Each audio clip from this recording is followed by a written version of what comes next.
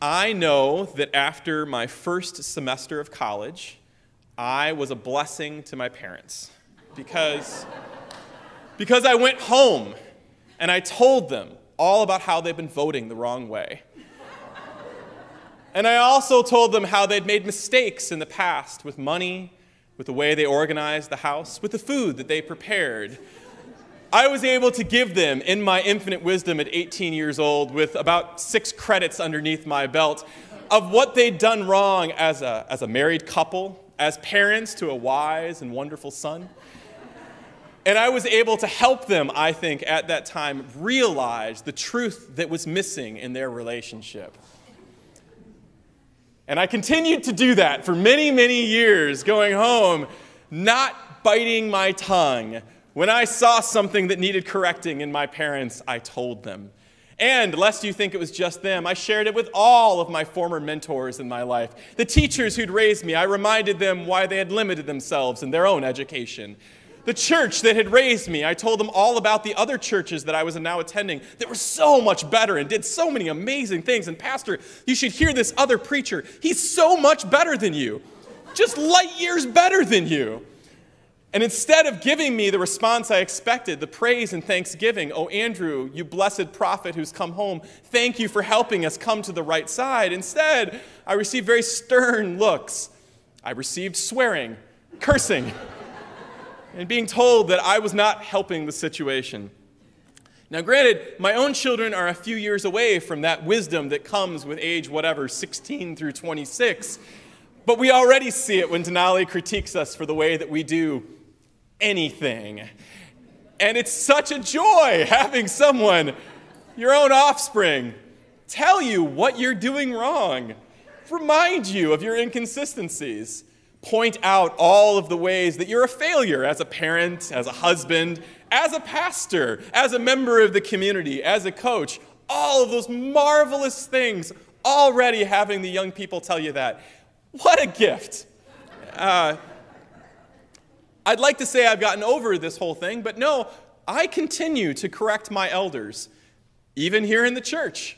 At times, I remind them how well educated I am, what a good pastor I am, how smart I am, and I try to help them, again, vote the right way, lead the church the right way, remind them of how we could do things better if only they would listen to my prophetic wisdom. And all of you have been very, very patient, which I appreciate so very, very much.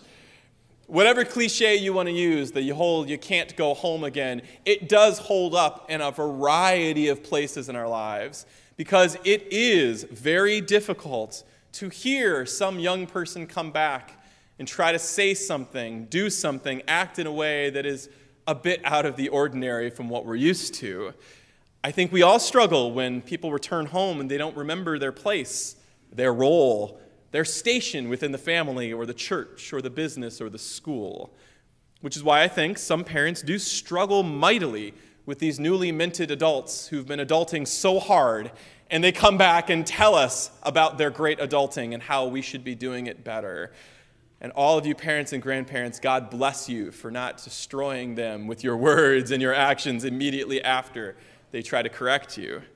But likewise, parents who are in here, grandparents, teachers, and mentors, you also have to realize how hard it is for some young people to come home with education, with a newfound sense of adultness, and still be treated as though they are 6 years old, that their ideas don't count, that they don't really understand how the world works. No offense, grandparents, but it's very difficult for some of us as parents to bite our tongues when grandparents say, "Are you sure that's what you're going to dress them in to go outside today?" Or, "Really, that's what you think is an important thing for your child?" "Well, I never did that. I love my mom and dad, and they're not here today, so I can deliver this sermon with a lot of ease." Because even at this age, it's tough to go home and try to say to them, maybe you could do it differently. Or when they critique me, for me to say, "I hear you, and I disagree, and that's okay," because it's usually not okay. The incident from Luke chapter 4 is the first example from Luke of Jesus giving a sermon. And he's ministering openly and in the public, but he does it in his hometown, his home synagogue. And so all the crowd gathers to listen to young Jesus who's come back. I'm going to pick on Sydney a little bit. It's the equivalent of Sydney, grown-up Sydney, in confirmation. She's in 8th grade, and she can read the scripture to all of you people. And she comes up here and gives the reading, and we all smile at her because you did a great job. Well done. And we all tell her that and say, oh, Sydney, we are so proud of you. But then after we finish giving her praise, she stands up and says, and what it actually means is you're all doing it wrong. All of you are doing it wrong. Pastor, you have been a disappointment for the past many years. And then she sits down with a smile. And instead of praising her, we get out pitchforks and torches, because that's what happens to Jesus right here. He tells them, you've been doing it wrong. You think that you're doing it right. You think that you're going to receive all these blessings, but history doesn't tell you that. Scripture doesn't tell you that. And really, I'm not telling you that. And the crowds are quite upset. It's one thing to see our young people grow up and turn into leaders that we want them to be. It's another thing when they grow up and start leading us in ways we don't want them to lead us. It's the son who comes home and critiques his mother for the way she was parenting him all these years. It's the daughter who comes home and critiques the father for his dating choices. It's the grandchildren who come back and question their grandparents' politics and political party over and over again. It's changes in the world and listening to these young people come back and offer a prophetic word that we do not want to hear. Yes, it's wonderful to hear young people come back and challenge us, but we don't want them to challenge us too much. Jesus specifically refers back to the Old Testament passage that Sydney read, and in this encounter, we have the opposite. You see, Elijah is not a prophet that the widow knows. He is a stranger. He's from another country, really. Sidon is a bit separate from Israel at this time. Yes, they are all experiencing the same drought and same famine, and yes, they do know of one another, but really, they wouldn't have known the Lord that Elijah is preaching about and that he's prophesying for. She wouldn't have known the stories of Israel being led out of Egypt. She wouldn't have known of the promises that were fulfilled to Abraham and Isaac and Jacob. She wouldn't have known any of the background. In fact, she wouldn't have known Elijah at all. And so he's able to prophesy to her in a different way because he is a bit unknown. He's a little bit of a stranger here. And when he first tells her, I need you to make me some bread as a prophet, I love her answer. She says, sure, I'll make you bread. We're all going to die anyway. So yeah, you can have my very last cake. That seems par for the course. Because she's a widow, and if we see in Scripture anything, it's that widows are in the lowest margins of society. They have no protection. They have no money. They have no standing. They have no voice. They are the lowest of the low. And so sure, I'll take my last bit of flour and oil and make a cake for you, unknown prophet, because my life is awful at this point. And the prophet says, hear these good words, God will provide. God will sustain you. God will lift you back up. And sure enough, the flour and the oil lasts. She believes now. She sees what's been done. The stranger has proven to her the truth of God. And then she quickly shifts gears and says, oh my goodness, if this God is actually real, then what can this God also do to me? And as her son falls ill and comes close to death, she makes now another leap saying, well, God is punishing me, obviously, for my sin. Woe, you prophet, why did you show up here only to bring this great calamity upon me? Because she doesn't know how God works, because she doesn't know the history, because she doesn't know Elijah or the prophecy, now she's upset because she's hearing something and seeing something that she thinks is completely unjust. And we're left with two examples now. A prophet who's unknown, who comes and speaks to a stranger, who believes and then doesn't believe and then fears. And Jesus, the prophet who's very well known to the community, who preaches and they believe and then they don't believe and then they get very upset. Which leaves me at this impasse. Is it better to have someone who knows you very well offer you a prophetic word? Or is it better to have the stranger say something to you that might be a bit challenging?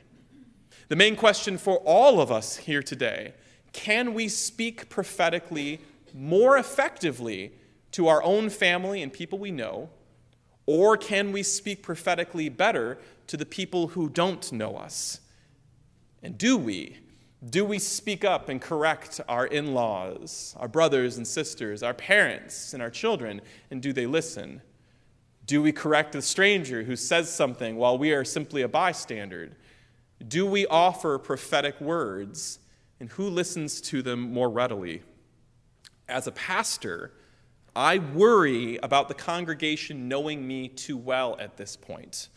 Going into 6 years now, I have been nothing if not self-revelatory in my own preaching, often to a fault, where I will talk about my foibles, my inconsistencies, my hypocrisy.